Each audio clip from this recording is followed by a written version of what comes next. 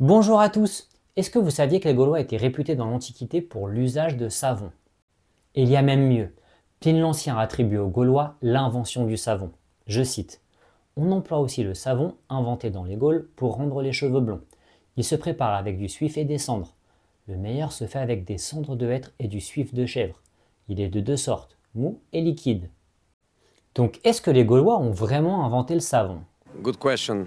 Avant de commencer, j'ai décidé de faire cette vidéo car dans ma vidéo précédente sur les mœurs de la société gauloise, dans la partie sur l'hygiène, j'ai fait une référence à cette curieuse observation de Diodore de Sicile qui affirmait que les Gaulois utilisaient de l'urine pour leur toilette.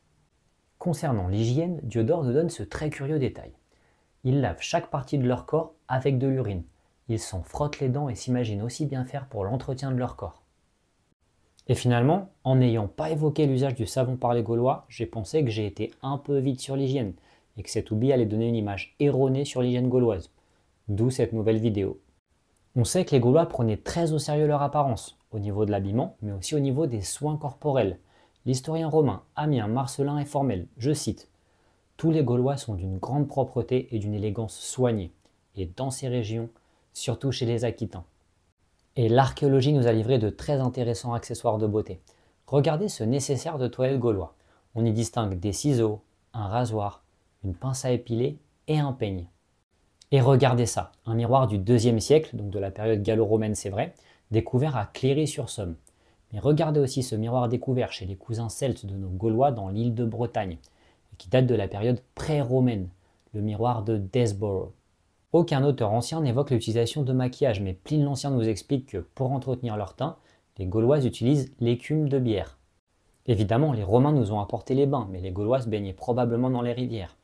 Dans son ouvrage sur la guerre des Gaules, César mentionne son étonnement de voir les Germains, hommes et femmes, se baigner dans les rivières.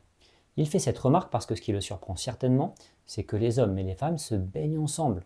Mais bon, sans le vouloir, il nous dit que les Germains se baignaient dans les rivières.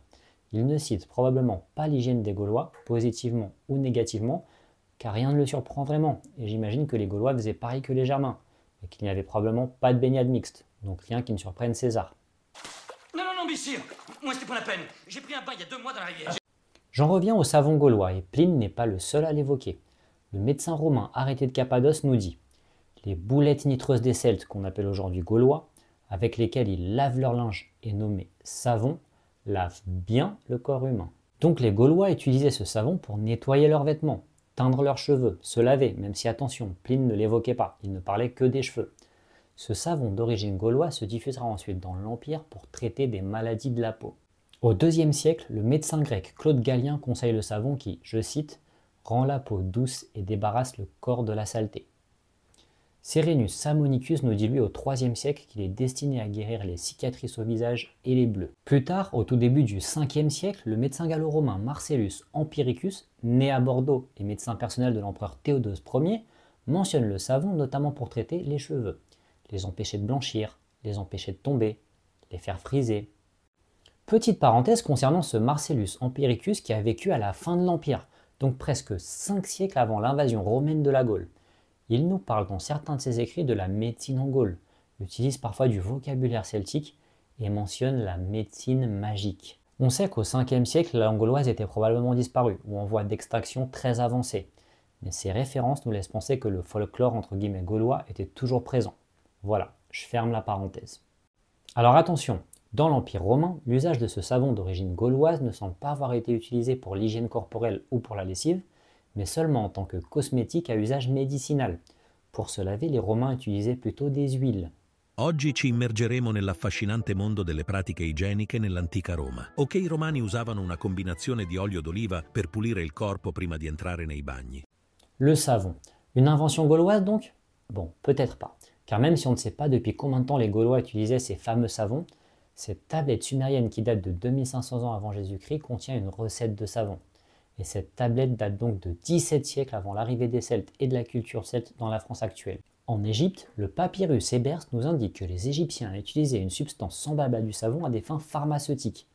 On sait aussi des Égyptiens qu'ils utilisaient les racines d'une plante, la saponaire, riche en saponine, qui écrasée et battue moussait dans l'eau. Je reviens à la France et au Moyen-Âge. Le capitulaire carolingien de Willis, datant d'environ l'an 800, et qui représente la volonté royale de Charlemagne, mentionne le savon comme étant l'un des produits que les intendants des domaines royaux doivent comptabiliser. En Europe, au IXe siècle, le savon est produit à partir de graisse animale et avait probablement une odeur désagréable. Cela changera après les croisades. Le savon d'Alep en Syrie est introduit dans la région de Marseille, et l'huile d'olive commence à être utilisée dans les formules de savon. La première grande fabrique française de savon sera fondée à Toulon vers 1430, et c'est au XVIIe siècle que sa production va commencer à s'industrialiser. En 1660, on comptera à Marseille 7 fabriques dont la production annuelle s'élèvera à près de 20 000 tonnes. Donc voilà, je pense avoir rééquilibré la balance sur l'hygiène gauloise. Merci à cet internaute de m'en avoir fait la remarque. Je vais placer cette vidéo dans ma liste sur l'histoire de France.